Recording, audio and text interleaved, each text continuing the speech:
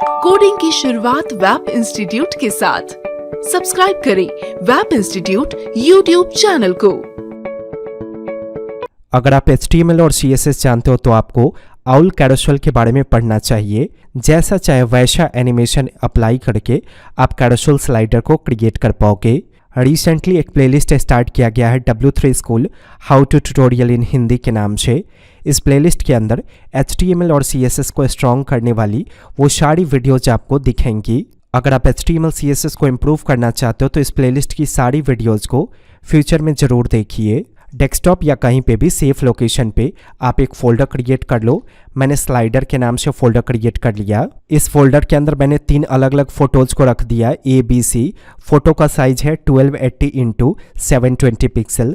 जितने चाहे उतने फोटोज को आप रख सकते हो। इसके बाद आप किसी भी टेक्स्ट एडिटिंग सॉफ्टवेयर में आ जाओ और यहाँ पे एक फ़ाइल क्रिएट करके सेव कर दो index.html के नाम से। तो इस फाइल को मैं स्लाइडर फोल्डर के अंदर ही जहाँ पे फ़ोटो है वहाँ पे सेव कर रहा हूँ। इस फाइल के अंदर HTML के कंप्लीट स्ट्रक्चर को अपराइट कर दो। यहाँ पे स्लाइडर को बनाने के लिए हमें आउल कैरोसेल के कुछ फाइल्स की आवश्यकता होगी। तो इस तरह से आप सर्च कर लेंगे आउल कैरोसेल और देखिए फर्स्ट लिंक पे आप क्लिक करेंगे और यहाँ से डाउनलोड करेंगे। डाउनलोड करने के बाद इसे एक्सट्रैक्ट करेंगे। ये जिप फॉर्मेट में आपको मिलेगा।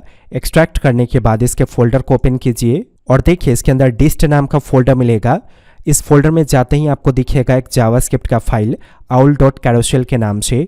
इस फाइल को कॉपी कर लीजिए। ये जो फोल्डर है आपका स्लाइडर वाला जिसके अंदर हमने फोटोज को रखा, यहाँ पे पेस्ट कर दीजिए। हमें एक और फाइल की आवश्यकता है। वापस आ जाइए आउल कैरोसेल के अंदर डिस्ट फोल्डर में ही एसेट्स फोल्डर मिलेगा।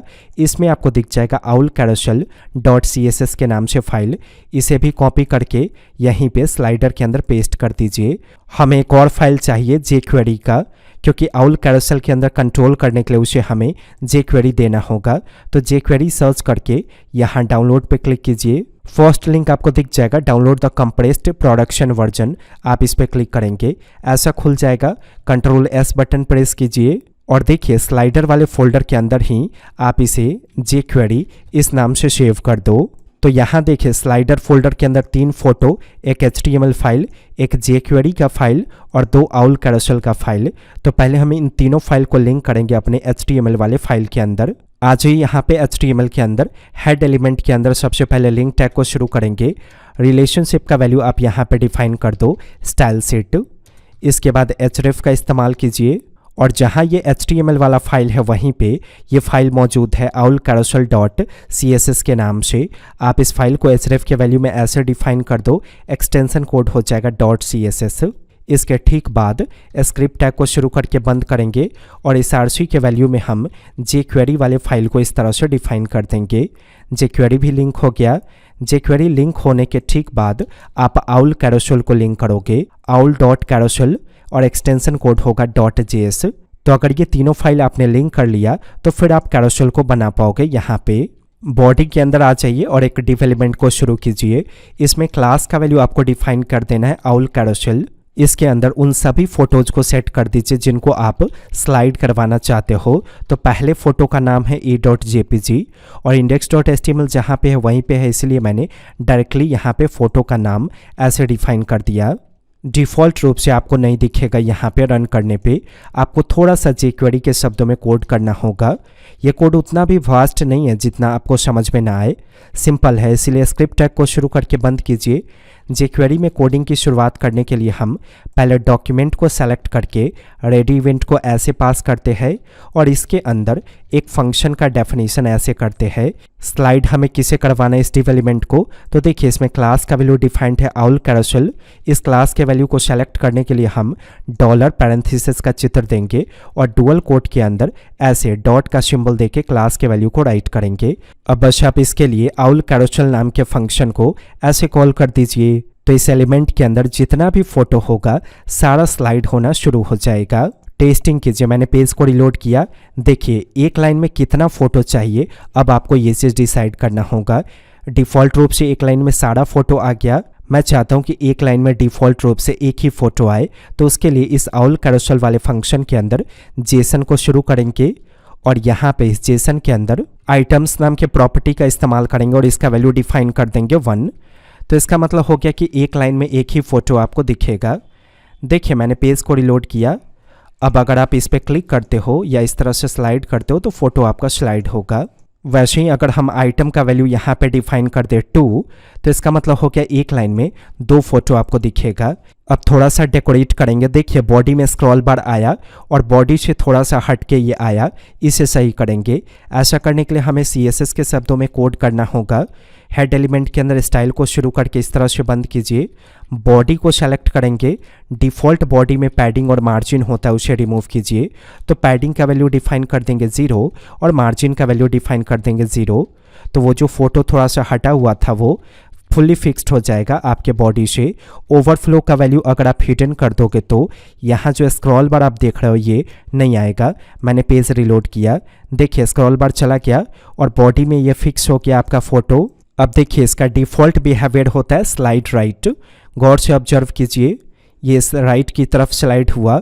मैं चाहता हूँ कि इसका एनिमेशन का डिज़ाइन मैं चेंज करूँ, डिफ़ॉल्ट बिहेवियर में चेंज करूँ। तो आप जैसा चाहे वैसा एनिमेशन आप दे सकते हो। अगर आपने पिछला वीडियो पढ़ा है जिसमें आपको एनिमेटेड आइकन बार बनाना सिखाया गया था, तो उसमें आपको animate.css ये भी पढ़ाया गया था।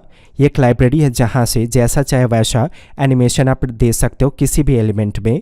तो सर्च कर लीजिए इसे और फर्स्ट लिंक पे क्लिक कीजिए। देखिए ढेर सारा एनिमेशन है, इसमें से कोई भी एनिमेशन आप लागू कर सकते हो अपने स्लाइडर में। नीचे आइए, इसका CDN आपको दिख जाएगा, ये रहा। कॉपी कर लीजिए। कॉपी करने के बाद अपने HTML वाले पेज में आएंगे और हेड एलिमेंट के अंदर पेस्ट कर देंगे। एनिमेशन को अप्लाई करने के लिए इसी पेज में आएंगे और आपको एक H1 दिख जाएगा जिसमें क्लास का वैल्यू कुछ डिफाइंड होगा।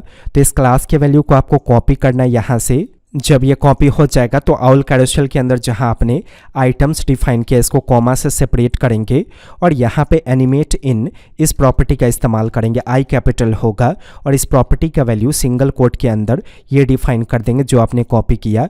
ये एनिमेशन का नेम है बाउंस। ओके, तो ये नाम आप यहाँ से देख सकते हो animate.css की वेबसाइट से। जैसे अभी हमने बाउंस डिफाइन किया, फ्लैश करेंगे तो ऐसा होगा, पल्स करेंगे तो ऐसा होगा, रबर बैंड करेंगे तो ऐसा होगा। तो मैं रबर बैंड डिफाइन करने वाला हूँ, इसीलिए मैंने इसके नेम को कॉपी किया। कॉपी करने के बाद जहाँ बाउंस है वहाँ पे आप डिफाइन कर दो रबर बैंड। तो यहाँ एनिमेट ऐसे नहीं होगा, शायद ये ऑटोमेटिक प्ले नहीं हो रहा है, हमें उसे ऑन करना होगा। तो ऑटोमेटिक प्ले करवाने के लिए आप यहाँ पे ऑटो प्ले प्रॉपर्टी का इस्तेमाल करेंगे और इसका वैल्यू ट्रू कर देंगे। तब आपका जो स्लाइडर होगा वो ऑटोमेटिक स्लाइड होता हुआ आपको दिखेगा। देखिए थोड़ी देर वेट करने के बाद ऐसा इफेक्ट दिखा, फिर इसके लिए ऐसा इफेक्ट दिखा। तो ये इफेक्ट आपको इस नाम की वजह से दिखा। जैसे आप डिफाइन करना चाहते हो आप डिफाइन कर सकते हो। बस animate.in की वेबसाइट पे जाएंगे और नाम देख लेंगे। मैंने नाम चेंज कर दिया, मैंने एनिमेशन इस्तेमाल किया जूम इन। देखिए अब अगली बार जो आपका स्लाइड होगा अगला फोटो, उसमें ऐसा इफेक्ट आपको दिखेगा। तो जैसा चाहिए यहाँ से देखकर नाम राइट कर दीजिए। तो ये हो गया एनिमेशन आते वक्त। एनिमेशन जाते वक्त कैसा इफेक्ट चाहिए वो डिफाइन करने के लिए आप यहाँ पे एनिमेट आउट इस प्रॉपर्टी का इस्तेमाल करेंगे और जो एनिमेशन का नाम आप देना चाहते हो वो आप डिफाइन कर दो। मैंने डिफाइन कर दिया फेड आउट, मतलब जाते वक्त ये एनिमेशन होगा, आते वक्त ये एनिमेशन होगा। तो अब अगर आप रन करोगे तो थोड़ा सा वो कलर हल्का होते हुए फोटो आपको जाता हुआ दिखेगा। देखिए इस तरह से दिखा। फोटो के ऊपर टेक्स्ट आप कैसे डिस्प्ले करोगे वो समझिए। डॉक्यूमेंटेशन फाइंड कीजिए फोटो का। यह है फोटो का डॉक्यूमेंटेशन। जो पहला फोटो है उसको पहले एक सेपरेट डिव एलिमेंट से लॉक कीजिए। तो मैंने एक डिव एलिमेंट शुरू करके बंद किया, उसके अंदर मैं इस फोटो को डिफाइन करता हूँ। फोटो के बाद फिर से एक डिव एलिमेंट को शुरू करके बंद करेंगे। ये डिव एलिमेंट आपका मेन डिव एलिमेंट के अंदर होगा। इसी में वो टेक्स्ट आप राइट कर दो जो आप फोटो के ऊपर डिस्प्ले करना चाहते हो। फिर पी एलिमेंट को शुरू करेंगे। जो डिस्क्रिप्शन आप राइट करना चाहते हो वो आप डिफाइन कर दो। ये जो H1 एलिमेंट है हम इसमें आईडी का वैल्यू कुछ दे देंगे, जैसे मैंने टाइटल डिफाइन कर दिया। जो पी एलिमेंट है इसमें भी कुछ आईडी का वैल्यू दे दीजिए, जैसे मैंने यहाँ पे इन्फो डिफाइन किया। और इन दोनों का जो मेन कंटेनर है आपका डिव, इसमें एक आईडी का वैल्यू इस तरह से ऐड कर दीजिए, ओवरले। अब इस ओवरले को सबसे पहले डिज़ाइन करेंगे इस डिव एलिमेंट को। ये फोटो के ऊपर दिखना चाहिए आपका। तो ओवरले को इस तरह से सेलेक्ट कर लेंगे स्टाइल के अंदर और पोजीशन प्रॉपर्टी का इस्तेमाल करेंगे। इसका वैल्यू डिफाइन कर दीजिए एब्सोल्यूट। पोजीशन डिफाइन करने के बाद टॉप का वैल्यू 0 और फिर लेफ्ट का वैल्यू 0 डिफाइन कीजिए। इसके बाद बैकग्राउंड हाइफन कलर का वैल्यू डिफाइन कर दीजिए ब्लैक। यहाँ देखिए पोजीशन का स्पेलिंग गलत है, इस तरह से सही से राइट करेंगे। इसका विड्थ हाइट डिफाइन करना होगा। विड्थ हाइट डिफाइन करने के लिए इसमें विड्थ प्रॉपर्टी का वैल्यू 100% देंगे, फिर इसके बाद हाइट प्रॉपर्टी का वैल्यू 100% ऐसे डिफाइन कर देंगे। अब अगर आप रन करोगे तो ये ब्लैक वाला डब्बा कवर कर लेगा आपके फ़ोटो को, लेकिन मुझे ब्लैक डब्बा तो चाहिए, लेकिन ब्लैक का कलर हल्का होना चाहिए। तो ब्लैक कलर अगर आपको हल्का में दिखाना है तो RGB का इस्तेमाल कीजिए। और देखिए रेड ग्रीन ब्लू अगर आप 000 मिक्स करोगे तो ब्लैक हो जाएगा, और फिर कितना हल्का दिखाना चाहते हैं वो यहाँ देंगे। तो 0.1 से लेकर 0.9 तक आप दे सकते हो। अब अगर हम टेस्टिंग करेंगे तो देखिए ये कुछ ऐसा दिखेगा। तो जो H1 टैग है उसमें मैंने टाइटल नाम का ID वैल्यू सेट किया था। टाइटल का कलर मैंने चेंज कर दिया वाइट। फॉन्ट हाइफन साइज़ का इस्तेमाल कीजिए, फॉन्ट साइज 16 पिक्सल। इसके बाद फॉन्ट हाइफन फैमिली का इस्तेमाल कीजिए, कोई भी आप अपने अकॉर्डिंग फॉन्ट फैमिली सेट कीजिए। मैंने वरदाना सेट कर दिया। इसके बाद P एलिमेंट को सेलेक्ट करेंगे, तो P एलिमेंट में ID का वैल्यू मैंने डिफाइन किया है इन्फो, आप ऐसे सेलेक्ट कर लो। कलर का वैल्यू वाइट डिफाइन कर दीजिए। फॉन्ट साइज डिफ़ॉल्ट रहने देंगे। फॉन्ट फैमिली यहाँ पे चेंज कर देंगे सैंस हाइफन शेरिफ। इसके बाद लेटर स्पेसिंग का आप यहाँ पे इस्तेमाल करो। लेटर स्पेसिंग का वैल्यू डिफाइन कर दीजिए 1 पिक्सल। देखिए रन करने पे कुछ ऐसा दिखा। हॉरिजेंटली और वर्टिकली ये सेंटर में दिखना चाहिए। तो टाइटल और इन्फो ये दोनों इस डब्बे के अंदर बंद है, ओवरले वाले डब्बे के अंदर। तो आप यहाँ पे फ्लेक्स का इस्तेमाल करो। डिस्प्ले का वैल्यू डिफाइन कर दीजिए फ्लेक्स। जस्टिफाई हाइफन कंटेंट का इस्तेमाल कीजिए और इसका वैल्यू डिफाइन कर दीजिए सेंटर। अलाइन आइटम्स इसका वैल्यू डिफाइन कर देंगे सेंटर। तो ये हॉरिजेंटल के लिए और ये वर्टिकल के लिए, लेकिन ये दोनों तब काम करेगा जब आप डिस्प्ले प्रॉपर्टी का वैल्यू फ्लेक्स दोगे। ऐसा दिखा, सही से ऊपर और नीचे दिखना चाहिए था। ऐसा करने के लिए इन दोनों टेक्स्ट को एक पर्टिकुलर डिवेलपमेंट के अंदर बंद कर देंगे। जैसे देखिए ये जो H1 है इसके पहले एक डिव एलिमेंट को शुरू करेंगे, और जहाँ पे ये आपका P एलिमेंट बंद होगा, यहाँ बंद हुआ, यहाँ पे हम डिव एलिमेंट को बंद कर देंगे। ऐसा करने से वर्टिकली ये सेंटर में आ गया। अब आप दोनों टेक्स्ट में अलाइन को पास करो और सेंटर फिट कर दो। जैसे ये H1 वाला टेक्स्ट है, आप इसमें टेक्स्ट अलाइन का वैल्यू ऐसे दे देंगे सेंटर, और ये P एलिमेंट है तो इसमें भी आप टेक्स्ट अलाइन का वैल्यू सेंटर कर दो। अब इसे भी एनिमेट करना है हमें, तो एनिमेट हम animate.css की सहायता से ही कर पाएंगे। ये जो आउल कैरोसेल वाला फंक्शन है इसके अंदर एनिमेट इन में हमने कुछ वैल्यू दिया था, कॉपी कर लीजिए। कॉपी करने के बाद जो H1 एलिमेंट होगा आप इसमें क्लास के वैल्यू के रूप में इसे सेट कर दो। जो क्लास का वैल्यू अभी हमने कॉपी किया उसे, जो इफेक्ट आप चेंज करना चाहते हो वो आप डिफाइन कर दो। मैंने इसमें डिफाइन कर दिया पल्स। जो P एलिमेंट है उसमें भी आप क्लास का वैल्यू सेट कर दो इसी को, और यहाँ एनिमेशन का नेम चेंज कर दीजिए। मैंने डिफाइन कर दिया फेड इन। जो H1 है उसमें जो पल्स मैंने दिया इसे आप चेंज कर दो, इसे आप डिफाइन कर दो स्लाइड इन डाउन में, तो इसके साथ ये शूट कर जाएगा।